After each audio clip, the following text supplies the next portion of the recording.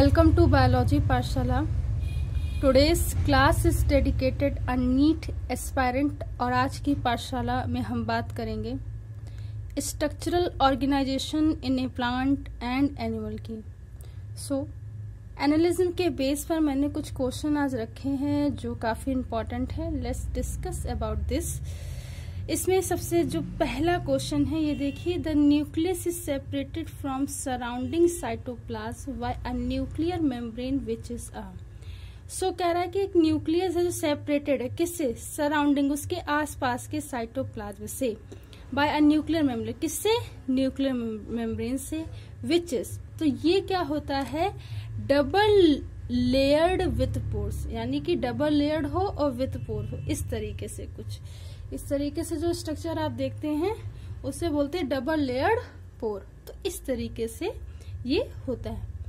आगे देखिए next question कह रहा है कि detailed structure of the membrane was studied after the advent of electron microscope during. जो बेसिकली डिटेल स्ट्रक्चर था मेम्ब्रेन का वो स्टडी किया गया था 1950 सेंचुरी में। तो 1950 सेंचुरी में से स्टडी किया गया था और बेसिकली ये सेपरेटेड मेम्ब्रेन की स्टडी थी। तो आपको ये भी याद रखना है। नेक्स्ट क्वेश्चन देखिए, प्लांट सेल्स वर नॉर्मली लैक। तो प्लांट सेल्स में मैं ये बता दूं कि राइबोसोम होता है बेटा, गोल्जी बॉडी भी होती है, सेल मेम्ब्रेन होती है, मतलब सारे सेल ऑर्गेनेल्स होते हैं। अब बहुत से लोगों को ये कंफ्यूजन होगी कि सेंट्रियोल भी तो एक तरीके का ऑर्गेनेल्स ही है, लेकिन ये सेंट्रियोल सिर्फ और सिर्फ कहाँ होता है, मैं आपको बता दूं ये एनिमल्स में होता है।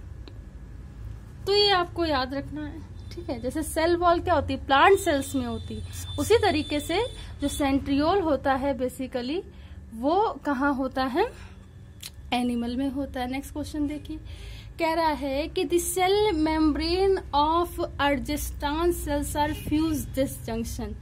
तो जहां पे सेल मेम्ब्रेन बिल्कुल फ्यूज हो, ठीक है, क्या हो, फ्यूज हो, उस बेसिकली स्ट्रक्चर को बोलते हैं जेन्युला ऑक्यूलुडेंस। ठीक, zonula occludens is a specific type of a structure where the cell membrane of the अर्जेस्टान cells are fuse at this junction. तो आपको ये याद रखना है। नेक्स्ट क्वेश्चन देखिए, कह रहा है कि नेक्स्ट क्वेश्चन देखिए, कह रहा है एक्स्ट्रा सेलुलर क्रोमोसोम अकर इन अ। तो बेसिकली ये बहुत इंपॉर्टेंट क्वेश्चन है। एक्स्ट्रा सेलुलर क्रोमोसोम जो होता है बेटा वो क्लोरोप्लास्ट और माइटोकॉन्ड्रिया में होता है, ठीक है, क्लोरोप्लास्ट और माइटोकॉन्ड्रिया में होता है, ठीक है, ये आपको बात याद रखनी है। नेक्स्ट क्वेश्चन देखिए, कह रहा है कि the core of nucleus is made up of the following histone protein.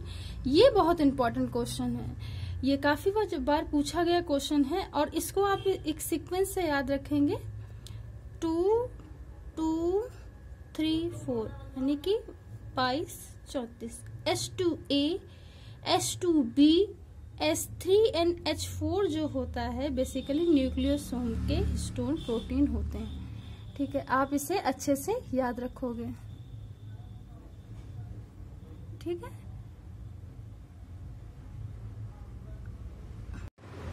Next question देखिए, nuclear membrane is absent in. So basically nuclear membrane जो होती है वो प्रोकैरियोट में एब्सेंट होती है और नॉन स्टॉक जो है बेसिकली एक प्रोकैरियोट का एग्जाम्पल। सो आपको ये याद रखना है, ठीक है, ठीक है। एल्गाई का एक मतलब एग्जाम्पल है, इसे आप लोग याद रखेंगे। नेक्स्ट क्वेश्चन देखिए, कह रहा है कि which one of the following does not differ in E coli and Chlamydomonas. इसमें से कौन है जो डिफर नहीं करता है ई कोलाई एंड क्लेमाइडोमोनास में। तो ये बेसिकली होती है सेल मेम्ब्रेन। सेल मेम्ब्रेन एक स्ट्रक्चरल, एक पतली स्ट्रक्चर मेम्ब्रेन होती है जो बेसिकली ई कोलाई क्लेमाइडोमोनास में डिफरेंट नहीं होती है, ठीक है, ये बात आपको याद रखनी है। नेक्स्ट क्वेश्चन देखिए, कह रहा है select the correct statement from the following regarding cell membrane. देखो सेल मेम्ब्रेन के रेफरेंस में जो बेसिकली क्या होता है कि fluid mosaic model of the cell membrane was proposed by the Singer and Nicolson. Singer and Nicolson दो scientist थे बेसिकली जिन्होंने फ्लूइड मोज़ेक मॉडल को दिया था सेल मेम्ब्रेन के रेफरेंस में, और उसमें कुछ चीजें उन्होंने बताई थी। सो आपको सेल मेम्ब्रेन के रेफरेंस में फ्लूइड मोज़ेक मॉडल किसने दिया था? सिंगर एंड निकोलसन ने, ये याद होना चाहिए। नेक्स्ट क्वेश्चन देखिए, पेरियन इज कंसिस्ट ऑफ मेनली, पेरियंस जो है बेटा वो प्रोटीन से मिलकर बने हुए होते हैं। पेरियंस अगर मैं बात करूं तो ये मतलब बहुत छोटे अणु होते हैं, मतलब वायराइड से भी छोटे होते हैं, ठीक है, तो आपको इसे याद रखना है, ठीक है, प्रोटीन होते हैं, ठीक है। नेक्स्ट क्वेश्चन देखिए, कह रहा what is a true about ribosome, ribosome के लिए ट्रू क्या है? These are the compose of the ribonucleic acid and protein. तो राइबोसोम क्या होता है? उसमें राइबोन्यूक्लिक एसिड होता है और प्रोटीन होते हैं, बिल्कुल सही बात है, तभी तो प्रोटीन सिंथेसिस का प्रोसेस हो जाता है ना, आरएनए होगा और आरएनए से प्रोटीन बनेगा, तभी तो सिंथेसिस का प्रोसेस हो पाएगा ना। तो ये पॉइंट दोनों ही सही है, ट्रू है।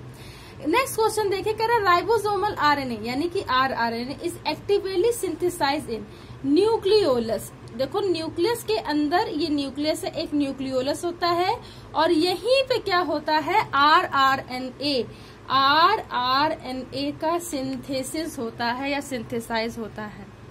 सो मेरे प्यारे बच्चों, आई होप कि आज की पाठशाला आपको समझ में आई हो। अगर आज की पाठशाला आपको समझ में आई हो तो से ज्यादा लोगों या बच्चों तक शेयर कीजिए। बायोलॉजी पाठशाला का बेल आइकन हमेशा दबाए रखिए ताकि आने वाली लेटेस्ट अपडेट आप तक पहुंच सके। Thanks to all student to watch my Pathshala. Thanks again and keep watching.